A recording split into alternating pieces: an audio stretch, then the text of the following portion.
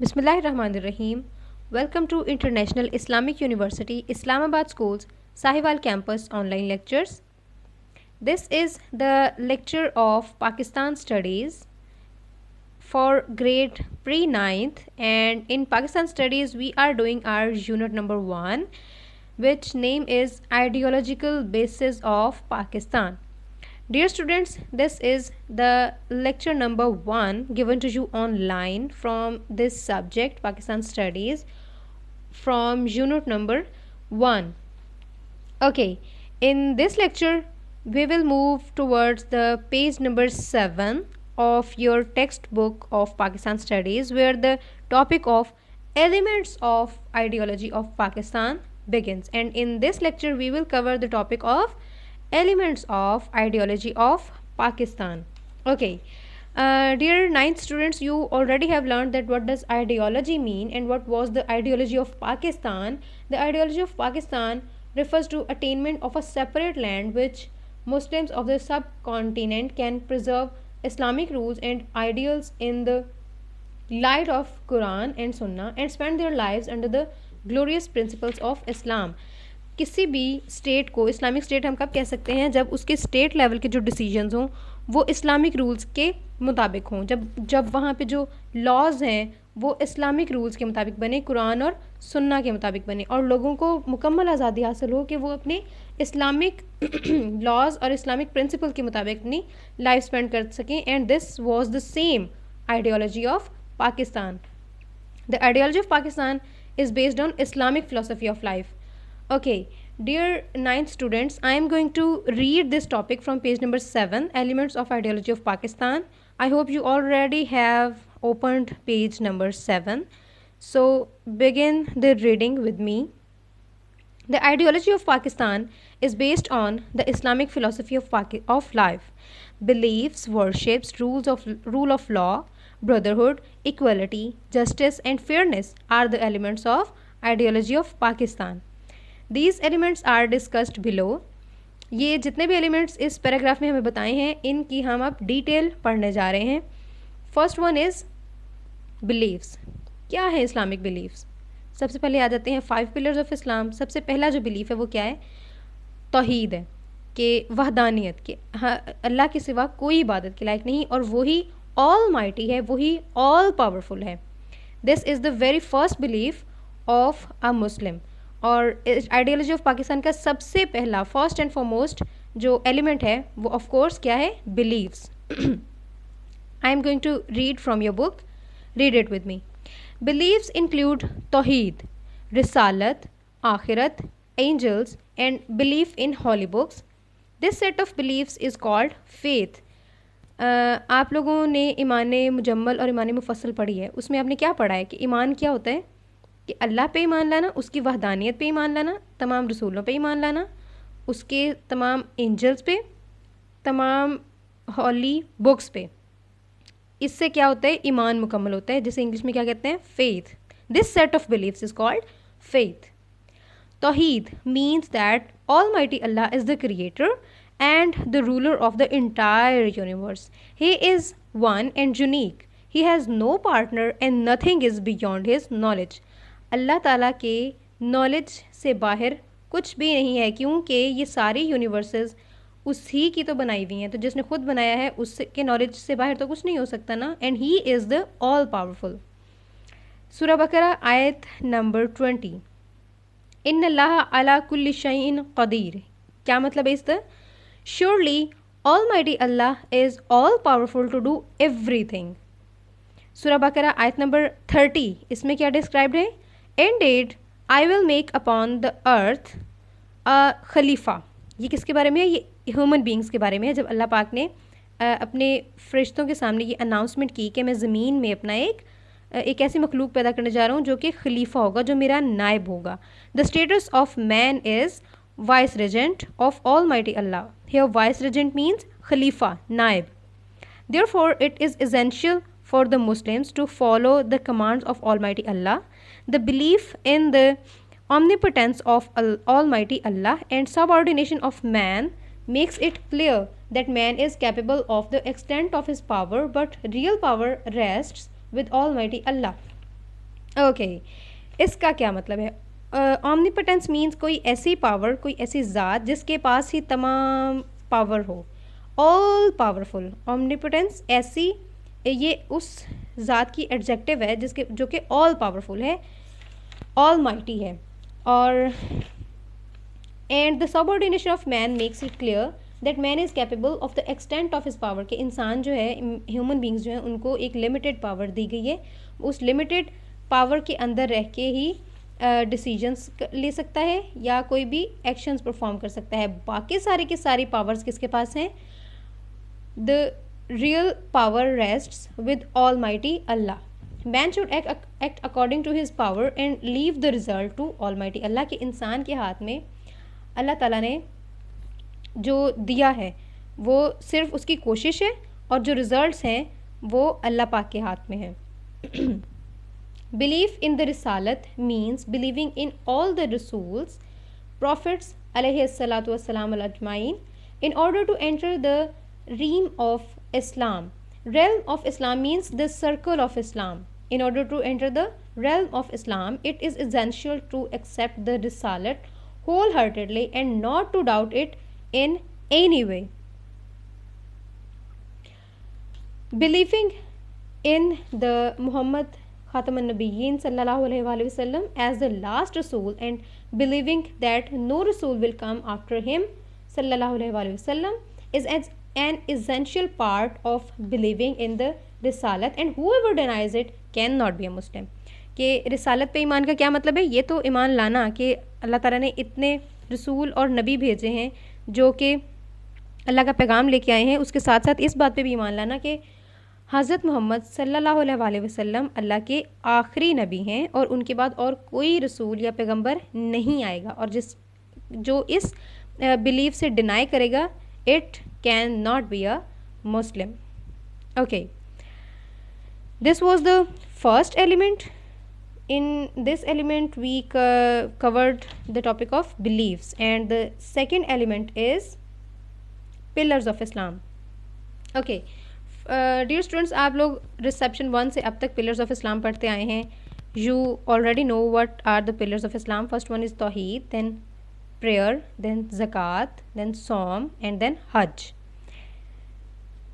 तौहीद के बारे में हम ऑलरेडी पढ़ चुके हैं अपने बिलीव्स में कि सबसे पहला बिलीव कौन सा था? तौहीद.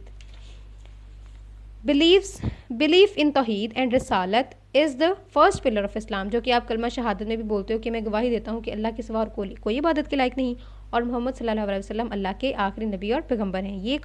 ये बिलीफ क्या कहलाता है? तौहीद एंड रिसालत.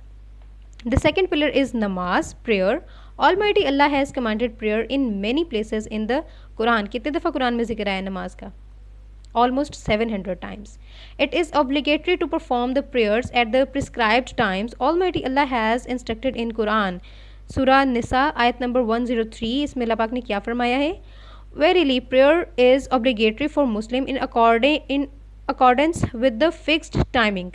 कि तमाम मुसलमानों पे नमाज की वक्त की पाबंदी के साथ नमाज फ़र्ज़ है, यानी कि जो नमाज जिस वक्त के लिए है वो उसी वक्त पे फ़र्ज़ है. In fact, establishing prayer is an example of establishing the religion of Islam, which is demonstrated every day. Such as system of Almighty Allah's worship should be established in the whole society. The third pillar of Islam is zakat. आपको पता है कुरान पाक में सबसे ज़्यादा जो हुक्म आया है वो नमाज का है, और सेकंड नंबर पे मोस्ट ऑफ द प्लेसेस जहाँ नमाज का जिक्र आया वहाँ उसके साथ ही एक और इबादत का जिक्र आया, वो कौन सी है? Zakat. The third pillar of Islam is Zakat. Zakat is the financial system. Wealth remains in circulation. जब अमीर लोग जिनके पास इतनी दौलत होती है कि उन पर ज़कात वाजिब होती है, जब वो ज़कात गरीबों को देते हैं तो इससे क्या होता है? माशरे में, सोसाइटी में वेल्थ की सर्कुलेशन होती है, rather than getting accumulated in a few hands and reaches the poor segment of society. कि वो सोसाइटी का जो पुअर सेगमेंट है, जो गरीब तबका है, उन तक भी जो दौलत है, जो वेल्थ है, वो पहुंचती है. Fourth pillar of Islam is fasting, which is called Saum. ये क्या होते हैं? रोज़ा रखना. Like other acts of worship, Saum, fasting is the best expression of duty and is a means of intimacy between man and Almighty Allah. What does intimacy mean here? Intimacy का mean है कुर्बत, करीब होना, अटैचमेंट, इंसान की अल्लाह पाक के साथ attachment. Okay, fifth क्या है? The fifth pillar of Islam which is obligatory for a man of means. What does the man of means mean? Man of means का मतलब है ऐसा शख्स जिसके पास इतने वसाइल हों कि वो हज के लिए जा सके और हज परफॉर्म कर सके, उसे कहते हैं मैन ऑफ मीन्स, यानी कि उसके पास इतने वसाइल हैं. द कॉल ऑफ अल्लाहुम्मा लब्बैक almighty Allah I am present on the occasion of Hajj is an example of unity and brotherhood of Muslims which is not found anywhere in the world. ये दुनिया का सबसे बड़ा इज्तिमा है, इकट्ठ है, गैदरिंग है, जो कि एवरी ईयर सऊदी अरेबिया में मुसलमान जमा होते हैं पूरी दुनिया से हज परफॉर्म करने, और एक आवाज़ में क्या कहते हैं? अल्लाहुम्मा लब्बैक. वहाँ पे हर कौम से, हर कंट्री से बिलोंग करने वाले, हर रेस से बिलोंग करने वाले लोग वहाँ होते हैं, हर टाइप के लोग वहाँ मौजूद होते हैं, और वो वहाँ पे सिर्फ एक ही आवाज़ होती है, क्या? अल्लाहुम्मा लब्बैक. और ये किस चीज़ की बहुत बेहतरीन एग्जाम्पल है? ब्रदरहुड एंड यूनिटी की, कि उस मकाम पे तमाम मुसलमान, वहाँ पे किसी को नहीं पता होता कौन गरीब है, कौन कहाँ से आया है, कौन किस कौम से वो बिलोंग करता है, कौन ब्लैक है, कौन वाइट है, कोई ऐसा डिफरेंस वहाँ पे नहीं होता. This is the best example of unity. Okay, third element of ideology of Pakistan is rule of law. Of course अगर एक स्टेट इस्लामिक स्टेट है तो इसका मतलब ये है कि उसमें जो लॉज बनते हैं वो कुरान और सुन्ना के मुताबिक होते हैं, वो इस्लामिक लॉज के मुताबिक होते हैं. The rule of law is an important virtue of the Islamic system. It is based on the idea that Almighty Allah is the source of law. सबसे पहला बिलीफ, सबसे पहला लॉ कौन सा है? वो तमाम जो लॉज हैं, जितने भी किसी इस्लामिक स्टेट में लॉज बनते हैं, उसका सोर्स कौन है? ऑलमाइटी अल्लाह. और ऑलमाइटी अल्लाह के बताए हुए जो लॉज हैं वो हमें कहाँ से मिलते हैं? हॉली कुरान से एंड सुन्ना से. Do you know what is सुन्ना? सुन्ना is the set of advices and acts performed by और डिलीवर्ड बाय हज़रत मोहम्मद सल्लल्लाहु अलैहि वसल्लम. उन्होंने अपनी ज़िंदगी में जितनी भी एडवाइसेस की और जितने भी उन्होंने अमाल किए, वो सब के सब हम तक पहुँचे हैं. उस सेट को हम क्या कहते हैं? Sunnah. The basis of law is the holy Quran and Sunnah. King as well as slaves are equal before law. कि कानून जो है वो सबके लिए बराबर है. अगर एक कोई कानून की नज़र में चोर है तो वो चाहे किंग है, चाहे वो स्लेव है, वो चोर है. It can be said that there is a spirit of democracy in the Islamic system. Democracy has been sealed by binding the rulers to make decisions through mutual consultation. The condition is that all decisions should be made in the light of Quran and Sunnah. This is the condition for any state to be called an Islamic state. Okay, fourth element of ideology of Pakistan is equality and brotherhood. मुसावात, जिसे आप उर्दू में कहते हैं, बराबरी और भाईचारा, कि सब लोग बराबर हैं और तमाम मुसलमान आपस में भाई भाई हैं. Brotherhood and equality are of special importance in Islamic society. When the Islamic government was established in Medina, सबसे पहले इस्लामिक गवर्नमेंट कहाँ पे इस्टेब्लिश हुई थी? मदीना में. Brotherhood and equality were ideal. Even today, the Islamic society demands the same brotherhood and equality that was seen in Medina. This principle was severely lacking before Islam, and people were enemies of each other's lives. But with the establishment of state of Medina, the Holy Prophet sallallahu alaihi wasallam, Khatabin Nabiyyin sallallahu alaihi wasallam, while observing the rights of people, urged the worshippers to show compassion to the orphans, widows, and the needy. हुकूक़ लिबाद जो इस्लाम ने दिए वो इससे पहले कभी नहीं थे. और स्पेशली जिस टाइम में आप लोगों ने इंग्लिश में भी फर्स्ट लेसन में पढ़ा है कि जिस टाइम में by the time of advent of Islam, जब इस्लाम दुनिया में आया, उस टाइम पे जो इंसानियत थी, it was on the verge of the chaos, के अफरा तफरी के दहाने पे थी, बिल्कुल तबाही के दहाने पे थी. सब लोग एक दूसरे के जानों के दुश्मन थे. दुश्मनियाँ शुरू होती थी और चलती चली जाती थी. ऑर्फन्स को उनके राइट्स नहीं मिलते थे. विडोज़ को तो बिल्कुल माशरे में, सोसाइटी में कोई उनकी प्लेस ही नहीं थी. उनको तो इंसान ही नहीं समझा जाता था, लेकिन इस्लाम ने इन सब के राइट्स मुकर्रर किए, और जो इस्लामिक वर्शिपर्स थे उन पे ये पाबंद किया उन लोगों को कि वो एक तो भाईचारे के साथ रहेंगे, दूसरा वो इक्वालिटी को इम्पोज करेंगे अपनी सोसाइटी में. ही सल्लल्लाहु अलैहि वसल्लम gave people the code of living so that people could live in love with each other and create an atmosphere of brotherhood and equality in the society. आप लोगों ने पढ़ा होगा मिसाके मदीना के नाम से.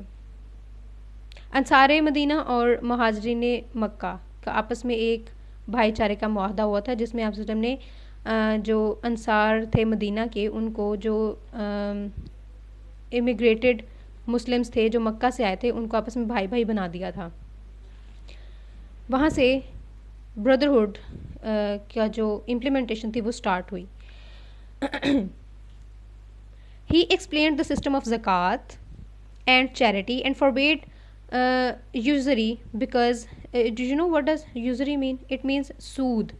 सूद का निज़ाम था जो कि आप अभी भी जो नॉन मुस्लिम सोसाइटीज़ हैं वहाँ पे देख सकते हैं. इंडिया में ये बहुत ज़्यादा कल्चर ये अभी भी बहुत ज़्यादा स्ट्रॉन्ग है कि जो अमीर होता है वो गरीब को सूद पे कर्ज़ा देता है, और वो सूद इतना ज़्यादा होता है कि जो गरीब है वो उस अमीर के नीचे दबता चला जाता है, और उसके वो इन दी एंड वो पूरी की पूरी जो उनका ख़ानदान होता है वो पूरे का पूरा स्लेव बन जाता है. और यही सिस्टम चल रहा था इस्लाम से पहले. इस्लाम ने इस सिस्टम को ख़त्म करके ज़कात का निज़ाम जो था वो उसको कायम किया. There is no room Islam for exploiting and looting of others. Brotherhood teaches that fraternal relations should be made mutually established. Fraternal relations, brotherhood relations, that no one's right could be taken away, nor could anyone oppress the weak. The Rasul Khatam an-Nabiyyin sallallahu alaihi wasallam said, a Muslim is the brother of another Muslim, and he does not deceive and betray him, and does not backbite him. He Khatam an-Nabiyyin sallallahu alaihi wasallam taught us to refrain from hatred and envy. Envy means jealousy. So the Muslims should live in harmony and help each other. सब मुसलमानों को आपस में harmony के साथ यानी कि मिलजुल के रहना चाहिए, एक लड़ी की तरह मिल के रहना चाहिए. In an Islamic society where brotherhood and fraternity are important, there is also an emphasis on equality. In the words of Dr. अलामा मोहम्मद इकबाल, एक ही सफ़ में खड़े हो गए महमूदो अयाज, ना कोई बंदा रहा ना बंदा नवाज. इसका क्या मतलब है? यहाँ महमूद कौन है? सुल्तान महमूद गजनवी. अयाज उनके एक स्लेव थे. इस शेर में एक्चुअली अल्लामा इकबाल ये बताना चाह रहे हैं कि इस्लाम के आने से जो सुल्तान था, सुल्तान मीन कोई भी किंग, और जो स्लेव था वो इस्लाम की नज़र में सेम है. एक ही सफ़ में खड़े हो गए महमूद अयाज का मतलब क्या है कि जब इस्लाम में कोई भी चाहे वो किंग हो या वो स्लेव हो, वो सब इस्लामिक लॉज के सामने वो इक्वल है. In Islam there is no concept of high and low classes, upper class, lower class, middle class, lower middle class. These are not the concepts of Islam. Islam has laid the foundation of society in which everyone, rich or poor, are equal. No one is superior to another. The Rasul sallallahu alaihi wasallam stated this fact in his last sermon as follows. क्या कहा आप सल्लल्लाहु अलैहि वसल्लम ने कि O people, surely your Lord is one, and your father, Hazrat Adam alayhi salam, is also one. Be aware, an Arab has no superiority over an Ajam, and an Ajam has no superiority over an Arab. A white has no superiority over a black, or a black has no superiority over a white. The standard of virtue is piety. यानी कि जो किसी भी इंसान की बढ़तरी का जो standard है वो क्या है? वो उसकी पार्टी है कि वो रिलीजन के कितना करीब है और रिलीजन के साथ वो कितना जुड़ा हुआ है. इसके अलावा और कोई ऐसा स्केल नहीं है जिस पे कोई किसी जिसमें ह्यूमन बींग्स की को कैटेगराइज किया जा सके कि कौन बेहतर है और कौन बेहतर नहीं है. Islam is the name of equality and no one is superior before almighty Allah. If someone is great, he can be great because of good deeds. It may be noted that no one is superior in the masjid. All stand behind one imam and offer prayers. No one is superior to others in the sight of Almighty Allah. Almighty Allah, while teaching equality to human race has instructed in Surah Al-Hujurat as follows. Surah Al-Hujurat ayat number 13 में अल्लाह पाक क्या फरमाते हैं? O people, we created you from a male and a female and divided you into peoples and tribes so that you might recognize one another. Okay, इसका क्या मतलब है कि आपको कबीलों और आपको ट्राइब्स और अकवाम में पीपल्स, ओके हेयर पीपल्स आप सोच रहे होंगे कि पीपल की तो प्लूरल नहीं होता है, ये पीपल का प्लूरल नहीं है, ये पीपल्स एक अनदर वर्ड है जिसका मतलब है कौमें, नेशंस। और अल्लाह पाक क्या कहते हैं कि आप लोगों को ट्राइब्स और नेशंस में इसलिए डिवाइड किया कि आप लोगों की शनाख्त हो सके, आप लोग कोई नाम हो। इसका ये हरगिज़ मतलब नहीं है कि कोई किसी से सुपीरियर है या कोई किसी से बदतर है। Surely the most honorable amongst you in the sight of Almighty Allah is who is the most pious, कि अल्लाह की नज़र में बेहतरीन कौन है? जो कि रिलीजन से सबसे ज़्यादा करीब है, मोस्ट पायस है। Okay, the fifth element and the last element is justice and equity. Okay, देखने में हमें ये दोनों वर्ड सेम लगते हैं, लेकिन दोनों चीज़ें सेम होती नहीं हैं। जस्टिस का मतलब है इंसाफ, कि सब लोगों को एक जैसे हकूक़ दिए जाएं, और इक्विटी का मतलब है कि सब लोगों को वो हकूक़ दिए जाएं जो वो सोसाइटी में इक्वल आने के लिए जो उसको चाहिए। You will understand after I explain you. No society can develop without justice and equity. Therefore, justice and equity demands that everyone in the society gets his due. When there is a just society, other ills of society will be fixed automatically, because in this way no one will be able to usurp the rights of others. No one will commit dishonesty or injustice from fear of punishment. Of course, जब वहाँ किसी भी माशरे में justice और equity का निज़ाम होगा, किसी के हुकूक गज़ब नहीं होंगे, तो कोई भी जराइम की तरफ नहीं जाएगा। और सेकेंडली ये कि जब वहाँ पे पनिशमेंट सबके लिए होगी, कोई चाहे अमीर है या कोई गरीब है, जब एक किसी ने कोई क्राइम कमिट किया है तो उसे पनिशमेंट मिलेगी ही मिलेगी, तो ऑफकोर्स कोई नहीं करेगा। Before dawn of Islam means advent of Islam. The dishonest practice of not punishing the powerful and punishing a weak was common, but after Islam, justice and equality prevailed. An atmosphere of justice was established in the society, and justice became an important need in the Islamic society. Justice and equity is need in every sphere of life. It is the responsibility of the judiciary to make justice and equity possible. For this purpose, the independence of the court is essential. Of course, जो courts हैं, जो judiciary है, अगर उस पर किसी का